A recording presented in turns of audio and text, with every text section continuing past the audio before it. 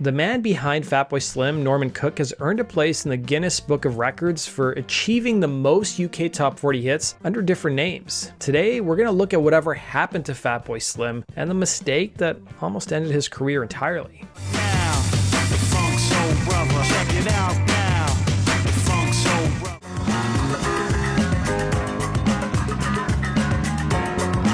Big beat as a genre emerged in 1990 as an evolution of electronic music. It offered more depth and really went heavy on sampling other artists and beats, but they also sampled more obscure audio from older movies and little-known acts. The genre was named after a club in Brighton, England called Big Beat Boutique. Fatboy Slim even recorded an album there in 1997 called On the Floor at the Boutique, which was released the following year. It's not often that an artist can take some of the credit for co-founding an entire genre of music, but that's definitely the case with Fatboy Slim. Although he only released 4 studio albums, he has had an epic career spanning decades with an extensive catalog of live albums, remixes, singles, and collaborations. Fatboy Slim is the stage name of English DJ and producer Max Quinton Cook, who was born Quinton Leo Cook in 1964 in Kent, England. He adopted the first name Norman after he joined the group the Housemartins. He hated the name Quinton, largely because kids would make fun of him and they couldn't spell his name. He sometimes went by the name Q for a period of time, and even Cookie. Yet his first musical influences might actually surprise you. He shared in 2022 with Synth History Online, "I grew up pretty much on the Beatles. I was born in 1963, which is the year that the Beatles hit big. In my very formative years, they must have been everywhere. They were the only cool music my parents liked." He remarked to the Observer magazine that another pivotal moment in his youth was when he was age 7, and he recalled seeing Donny Osmond playing Crazy Horses on television. The sight of seeing Osmond's piano being lit up and the musician wearing a leather jacket with his name written on the back of it in studs convinced Cook that he wanted to become a musician. He remarked, "I always liked music, but that was when I started to think music plus girls plus glamour. You get to travel on jets with your name being on the side. Being a pop star sounded like a great job." At the age of 7, he even started practicing writing his own autograph. He later told the Observer that at one point he also considered being a fireman because they got chicks. He remarked, "The desire to get laid has driven my career, from DJing to being a musician to being a fireman. Ugly pop stars get laid, ugly accountants don't." Another big influence on him was the band T-Rex. Growing up in the London suburb of Surrey, his father was an environmental consultant. His mother, meanwhile, was a teacher. He referred to his parents as New Age 60s liberals in one interview. As a student at the Reigate Grammar School in Surrey, he took violin lessons alongside the future British Prime Minister, Keir Starmer. At the age of 14, Cook's older brother in 1976 brought home the Damned's first album. Cook told the Observer, "I was captivated. It was someone who was screamed like I wanted to scream." I've got a new rose, I've got a good. Yes, I knew that I always would. Cook soon started attending punk shows, he played in punk bands, and even started a punk fanzine called Peroxide, and interviewed Adam Ant and members of the Damned. Years later, he even appeared in the Adam Ant video for Goody Two Shoes, playing one of the Porters. Cook also honed his talents as a drummer, a singer, and a bass player, and by the time he was 15, he started spinning records. Him and his partner would DJ weddings, and they soon started going to nightclubs at the age of 17. By this point in his career, he went by the moniker DJ Quintox, or the Ox That Rocks. The name took inspiration from a friend of his who said he looked like an ox growing up. Cook remarked in one interview that the weirdest gig he had ever done up until this point was DJing a funeral. Him and his partner at the time had to find songs with the word death in it. By the time he turned 18, he studied English, politics, and sociology at Brighton Polytechnic. During his time in college, he met a breakdance troupe called Broken Glass. One of the members invited Cook to Manchester, where the dance troupe was appearing on the show The Tube. Appearing alongside Broken Glass was an unknown US pop star. Cook chatted with her for about an hour, and the pop star turned out to be Madonna, who was making her first appearance on British television. Cook's music career seemed to officially take off when he met Paul Heaton as a teenager. In 1985, Heaton formed the Hull-based band the Housemartins. They eventually recruited Cook after their bass player left on the eve of their first major tour after he'd slept with Heaton's girlfriend, at least according to one report. The Housemartins landed on the #1 spot on the UK charts when they did an a cappella version of the track Caravan of Love.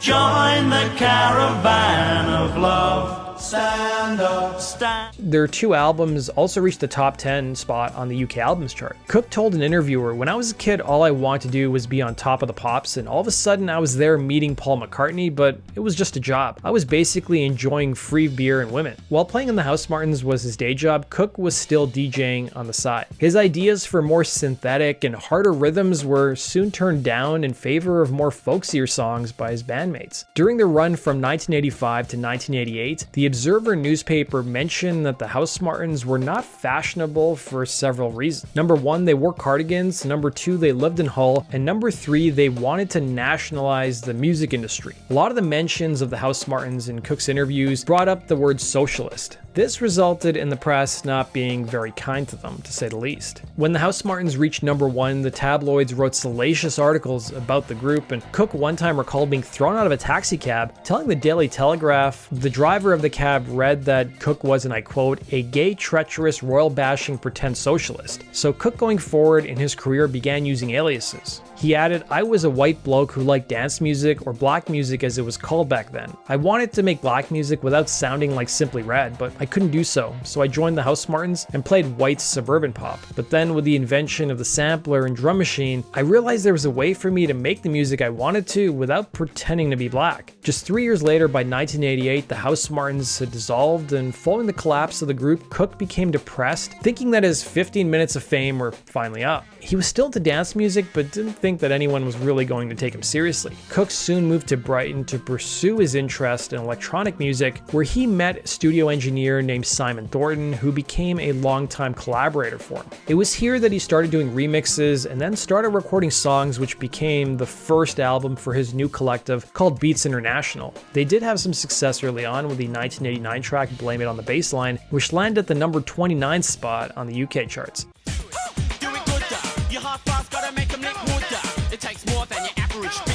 Spin magazine referred to Beats International as a brainier Jesus Jones. Cook remarked to the Age newspaper, "Paul Heaton of the Housemartins was always a mentor to me. He was very anti-stardom and great at keeping check on our egos. But suddenly I didn't have him slapping me around. I wanted everyone to know my name. I wanted everyone to know what I look like." Beats International soon landed themselves in legal hot water for their liberal sampling of other artists in their remixes. And so Cook found himself back to square one again after the lawsuit bankrupted him.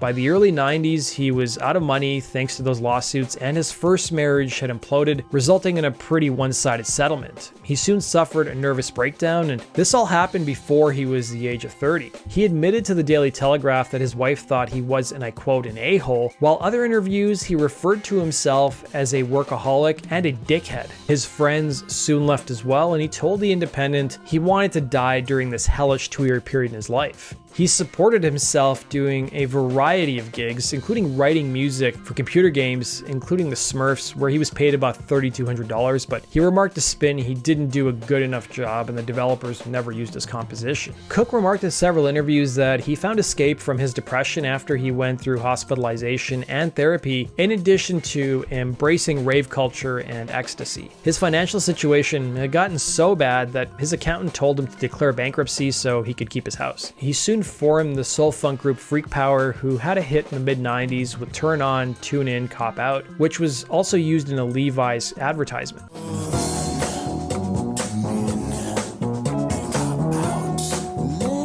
But this group was short-lived, and they fell apart after their second record was poorly received. He paired up with a producer friend named JC Reed to form a house music album called Pizza Man, and together they made some serious progress on the UK charts. The 1995 Pizza Man album spawned 3 UK top 40 hits, including Trippin' on Sunshine, Sex on the Streets,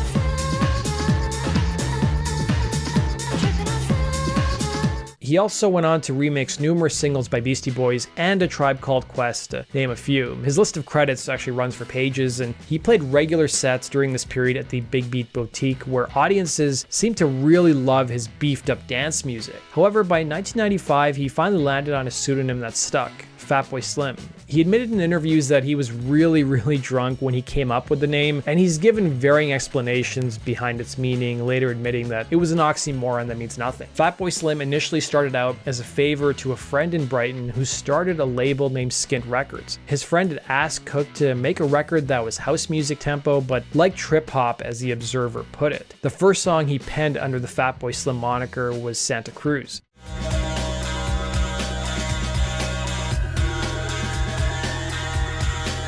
Soon Skint signed a deal with Sony, and the major label realized that Cook was probably the biggest artist on Skint's roster. But keep in mind, Cook never signed a deal with Skint. It was a favor. So when Cook was asked to formalize things in writing, he had it written in his contract that no one from Sony was allowed to contact him personally, and that he could release records on other labels under any other monikers he wished to. He also had a stipulation in his contract that he didn't have to appear in any of Fatboy Slim's videos. As you can tell, the key theme of Fatboy Slim was freedom. In 1996, he released his debut album called Better Living Through Chemistry. The album's title was taken from the multinational chemical company DuPont, while another interview claimed it was an advertisement for the drug Valium. Fatboy Slim was soon being labeled as a one-man Chemical Brothers, something he took as a compliment, being a huge fan of the duo, telling the LA Times, "I'm Tom and Ed's biggest fans, but their music is more intense and industrial and less of a party sound.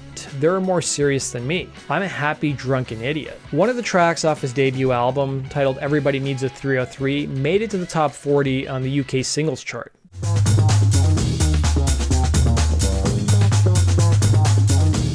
The album was well received from dance music fans who were tired of the predictable rave scene. But much like the earlier part of his career, Fatboy Slim was soon hit with letters from lawyers because he didn't properly get permission for all the samples on his debut record. One prominent musician was a Calgary blues-based guitarist who reached a substantial out-of-court settlement with Fatboy Slim in 1997 after a 52-second riff, which was a cover of the Stevie Wonder song Higher Ground, showed up on his album without permission on the track Song for Lindy. It turned out the whole thing was an oversight, at least that's what he claimed. To license that sample would have probably cost Fatboy Slim about $2,000 to $3,000, but he ended up having to settle for much more. By the end of the decade, his managers were fielding calls nearly every 2 weeks from musicians wanting credit for their samples being used. Fatboy Slim even admitted to the Observer that typically his songs only consist of 20% of original material, while the rest are borrowed from samples. Fatboy Slim returned 2 years later in 1998 with his breakthrough record, You've Come a Long Way Baby, a commentary on his own personal journey as a musician. The album featured several huge singles, including Praise You, The Rockefeller Skank, both of which peaked at number 36 and 76 on the Hot 100 chart in the States. Praise You went to number 1 in the UK, while Rockefeller Skank went to number 6.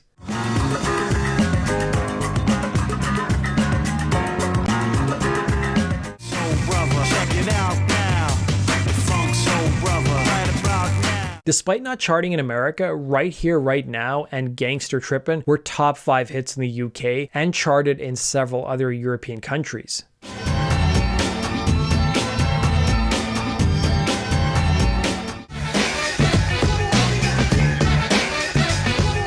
The Rockefeller Skank was even named Single of the Year by Spin Magazine and was used by Coca-Cola in a marketing campaign for the Super Bowl.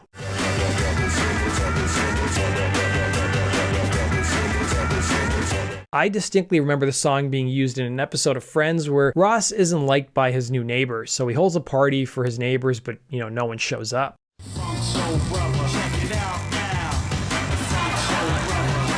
Honestly, his second album is so nostalgic for me. I remember hearing a lot of these songs being played everywhere back in the day. The music video for Praise You got a lot of attention, with people calling it remarkable yet strange. The music video was truly low budget, being done in one take and costing about $800. Director Spike Jonze filmed himself dancing to Rockefeller Skank and sent it to Fatboy Slim, who loved it. The video for Praise You shows a performance by the Torrance Community Dance Company of California, who descended on a movie theater dancing to the song as confused moviegoers walk by. An MTV spokesman at the time referred to the video as a car wreck in slow motion. MTV wasn't really sure what the reception to the video was going to be, since it looks like a home movie, so the video was first premiered on MTV2, and due to the positive response, it got regular rotation on MTV.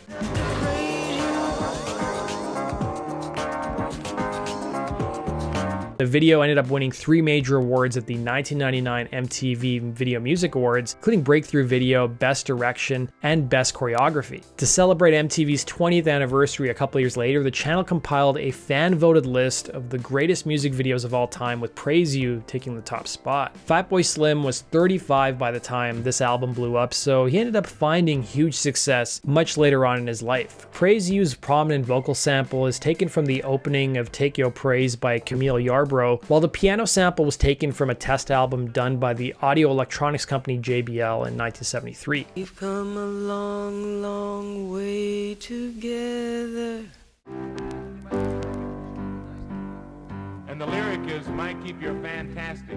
According to The Independent, by 1998, Aerosmith, U2, Madonna, and Meatloaf were all eager to work with Fatboy Slim. He turned down most requests. The only album he claimed at the time that he wanted to remix was Prince's 1999, adding, "It sounds a bit dated." Fun fact you guys may not know is that Fatboy Slim intended on calling his second record Viva La Underachiever. The album went platinum in the States and 4 times platinum in the UK. Despite its success though, staying relevant as a DJ seemed to be more demanding than being a decades-old rock star. Cook told The Independent, "The Rolling Stones can keep touring, doing their greatest hits every year. With dance music, no one gives a toss about your greatest hits from 2 decades ago. The shelf life of dance music is 2 years maximum, so you can't live off your past like in rock music." He returned in 2000 with his 3rd album, Halfway Between the Gutter and the Stars, which contains several top 40 tracks in the UK, including Sunset and Demons, which featured Macy Gray.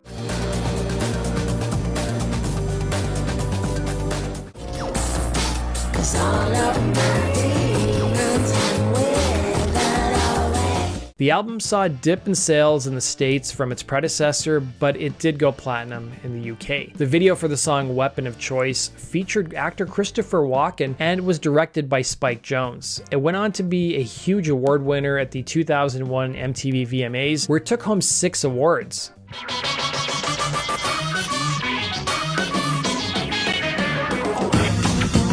The album was partially inspired by Fatboy Slim's set at the '99 incarnation of Woodstock. He recalled the spin that out of the 25,000 fans who watched him, 5,000 were his own fans, while the other 20,000 were drunk, overheated people. After his set, he got into a waiting car and headed to the airport, and by the time he got home, he turned on the news to see his dressing room on fire, remarking, "That kind of idiot mentality really scares me. I was quite shaken afterwards, and it really affected the record." The record took its name from a trip to America where one moment Fatboy Slim was talking to Drew Barrymore, the Stars, and the next minute he felt tired and sweaty, which referred to the gutter. In July of 2002, he performed the second of 2 free open-air shows in Brighton called Big Beach Boutique 2. Expected to draw a crowd of about 60,000 people, nearly 250,000 people showed up. Police had to shut it down immediately due to safety concerns, but sadly 2 people lost their lives at the event. Later on, Fatboy Slim even put together a documentary about the show, calling it Right Here, Right Now. In 2004, he released his 4th and final album called Palookaville. Although it got a lukewarm reception from critics, it was still nominated for a Grammy in 2006 for Best Electronic Album. He took some time off, putting Fatboy Slim on the back burner for a period of time. He returned as Fatboy Slim when performing at the Ultra Music Festival in Miami in March of 2012. And then in August of 2012, he performed Rockefeller Skank and Right Here, Right Now at the 2012 London Summer Olympics closing ceremony. Although he never released another album as Fatboy Slim, he's continued to put out singles. He's continued to perform at festivals like Glastonbury and Coachella. In 2013, he became the first ever DJ to perform at the British House of Commons in Westminster in support of the Last Night a DJ Saved My Life Foundation, which supports children in crisis. That does it for today's video, guys. Thanks for watching, and we'll see you again in Rock and Roll Stories. Take care.